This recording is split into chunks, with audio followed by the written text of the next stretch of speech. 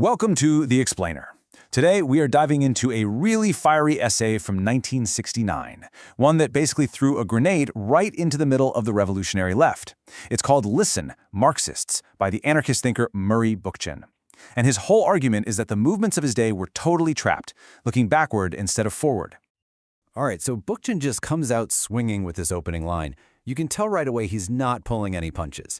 He's looking at all this radical energy of the late 60s and basically saying, you're all just repeating slogans from the 1930s. He's talking about these old school concepts like the vanguard party and the dictatorship of the proletariat. And for him, this isn't just about being old-fashioned. He sees it as a massive blind spot to how much the world had actually changed. And here's where he gets really clever. Bookchin's very first move is to quote Karl Marx himself. He's using Marx's own words to diagnose the problem, that these old, dead ideas are literally weighing down a new generation. It's his way of saying, hey, I'm not just attacking Marx from the outside. I'm using his own tools to show you where his followers are getting it totally wrong. So, Bookchin's first big critique is that Marxism is a theory born from a world of scarcity, a world of constant economic crisis and the struggle for survival, and he argues that world just doesn't exist anymore. Think about it like this. On one side, you've got the 19th century world that shaped Marx's ideas, a world defined by the struggle for food, for shelter, for basic survival. But Bookchin's looking around in the mid-20th century, and he's seeing a world of potential abundance. He's arguing that technology has advanced so much that the core problems aren't just about survival anymore. Now it's about the quality of life, it's about alienation, conformity, and the very nature of power itself. And for Bookchin, this wasn't just some abstract academic point. He saw old-school Marxism as a kind of theoretical straitjacket. It was taking all this new, vibrant energy and trying to cram it into these old, dead boxes. And that meant it couldn't really deal with the new problems of the era. You know, things like environmental crises or the soul-crushing emptiness of consumer society. Okay, so after arguing the whole theory is outdated, Bookchin takes aim at maybe the most central idea in all of Marxism, this belief that the industrial working class, the proletariat, is the one and only true revolutionary force. So first, let's just quickly remember the classical Marxist view. For Marx, the factory wasn't just a place of exploitation. It was like a crucible. It took this mass of individuals and through its rigid discipline and routine, it forged them into an organized, united force that was capable of overthrowing the entire system. But when Bookchin looked around in the 60s, he saw a completely different kind of rebel. This new revolutionary wasn't being forged by factory discipline at all. No, they were emerging from a total rejection of the whole 9-to-5 work ethic. He's talking about people who weren't just asking for better pay, but were questioning the very idea of having a boss, of living a life of boring routine, of buying into that whole consumer culture. So the crucial point for Bookchin is this. Revolution doesn't come from reinforcing your class identity. It comes from shedding it. He argues that this workerness itself, the discipline, the obedience, the focus on wages, is part of the problem. The real revolutionary spark comes from rejecting that identity and demanding a whole new way of living. Now, this rejection of old structures leads him straight to his third major critique, which is aimed squarely at the Leninist idea of a centralized vanguard party that's supposed to lead the masses to revolution. And here he makes a really powerful historical point. He says, look at the great revolutions, from France in 1789 all the way up to Paris in May 68.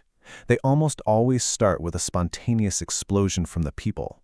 And the so-called revolutionary parties, he argues, are often caught totally by surprise. They're not leading the charge, they're just running to catch up, trying to get control of the chaos. His go-to example for this is the Russian Revolution. He points out that the most radical, most creative moments came from the ground up, workers spontaneously creating committees to run their own factories. But then he argues the Bolshevik party got into power and systematically crushed these democratic efforts. They replaced them with top-down state control and then violently put down anyone who disagreed, like the Kronstadt sailors who were demanding a third revolution. His view is that you simply can't create a non-hierarchical society using a hierarchical tool. The vanguard party, because it's built on a structure of command and obedience, is really just a miniature state. And if it succeeds, it's destined to simply recreate a new system of domination, not a world of real freedom. So, after tearing down these central pillars of the Marxist-Leninist model, its theory of history, its revolutionary agent, and its form of organization, what does Bookchin actually propose we do instead? And this is really the core question of the entire essay. If that old model of a centralized party is a dead end, then what do you do? How do you organize for a revolution without just building a new version of the oppressive system you're trying to get rid of? His answer is the affinity group, a model he borrows from the Spanish anarchists. Now think of it less like a political party and more like a revolutionary extended family. It's a small, intimate group of people who share deep convictions and trust. Their job isn't to command the masses, but to act as catalysts inside a popular movement, to propose ideas, to take initiative, to inspire action. And this table really gets to the heart of these two opposing philosophies. You can see the vanguard party is all about concentrating power in order to seize the state. But the affinity group model, it's designed to do the exact opposite, to dissolve power and spread it out into new, democratic social forms. So one model wants to conquer the state, the other wants to make the state completely irrelevant. All right, let's bring it all together and see how Bookchin ties all these ideas into one final powerful takeaway. He comes full circle here, returning to that Marx quote from the very beginning. He's arguing that a truly new world, a post-scarcity libertarian world, it can't be built using the tools and the methods and the mindset of the old world of scarcity and domination. You just cannot achieve a future of freedom through methods of command. So this is the crucial point, and it's maybe the most powerful and enduring line in the entire essay. For Bookchin, the means and the ends are inseparable. A hierarchical, centralized, authoritarian movement will, if it succeeds, create a hierarchical, centralized, authoritarian society.